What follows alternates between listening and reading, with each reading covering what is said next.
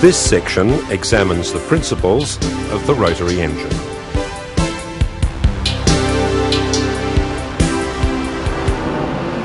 The rotary engine is not as common as the four-stroke or two-stroke engine, but its basic principle is well accepted. It operates very differently from a reciprocating engine.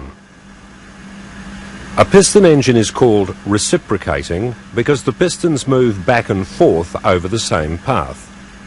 This reciprocating motion changes into rotary motion at the crankshaft.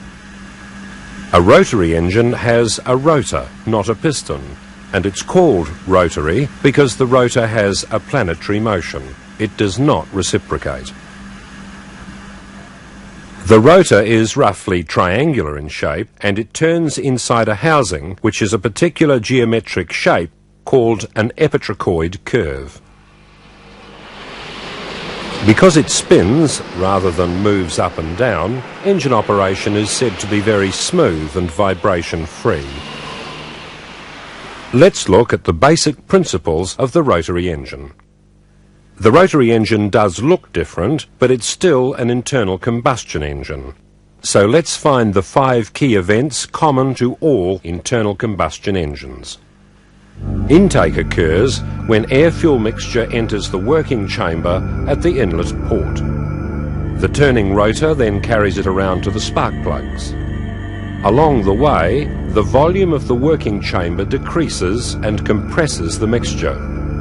The mixture is ignited and combustion occurs. Expanding gases produce a power pulse driving the rotor onward. When the exhaust port is uncovered, exhaust occurs as the rotor sweeps burned gases out of the housing, which brings it all back to the beginning, ready to run a new cycle.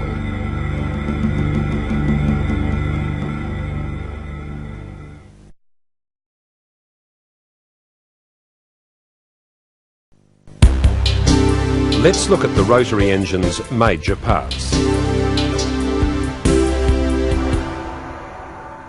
The rotor is mounted in an oval-shaped housing.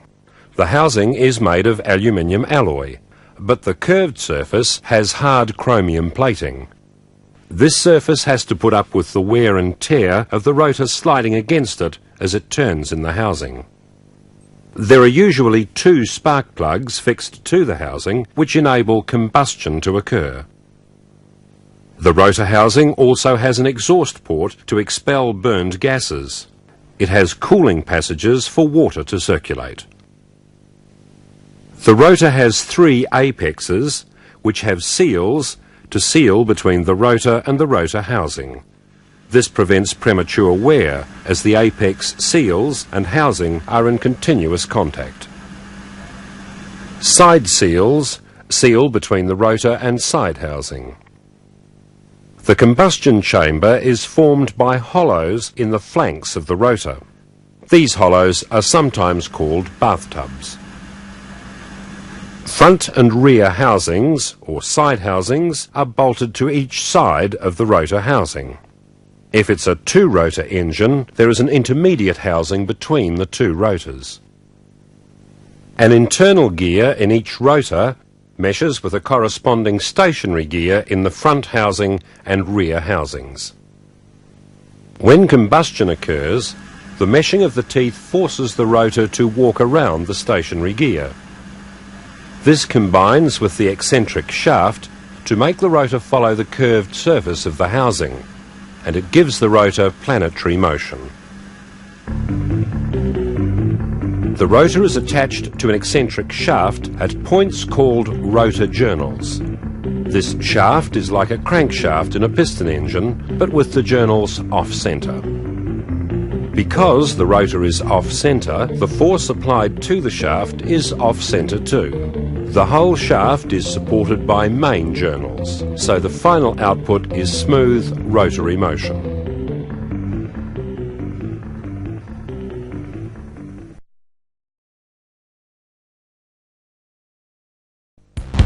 Let's examine the rotary cycle in detail. The inlet port is uncovered and fuel-air mixture enters the working chamber. The lobe of the rotor covers the inlet port, and the rotor moves the mixture around the chamber. The rotor turns. The working chamber becomes smaller, compressing the mixture. It is smallest at the top of the compression phase, and that's when the air-fuel mixture is ignited. Hot, expanding gases apply force to the rotor and produce a power pulse, which turns the rotor. This power impulse is also called expansion. The apex of the rotor uncovers the exhaust port, and exhaust gases are pushed out of the chamber. This completes one cycle. In rotary engines, the stages are called phases. So one engine cycle has 4 phases.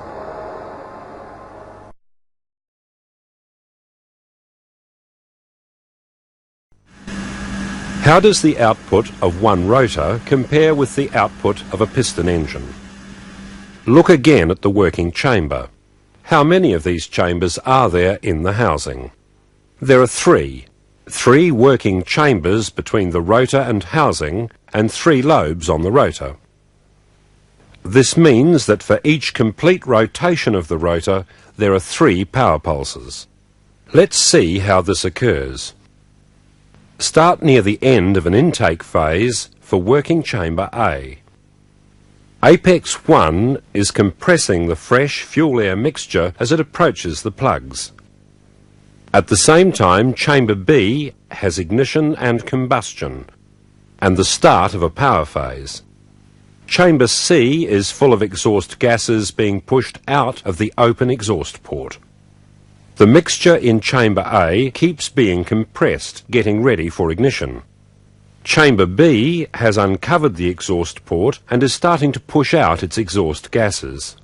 Chamber C has moved on for more fuel-air mixture. Chamber A ignites. The combustion produces a power phase for A. Chamber B keeps pushing out exhaust gases. Chamber C's inlet port is about to be closed after receiving more mixture. Chamber A moves on to push out exhaust gases. B gets more fuel-air mixture, and C approaches ignition. A finishes discharging exhaust gases and moves on for more fuel-air mixture. B is at ignition, and C is pushing out its exhaust gases, which is where we started. The 3 chambers continue in different phases. The top chamber is in intake, the right chamber is in ignition and power, and the bottom one is in exhaust, all at once.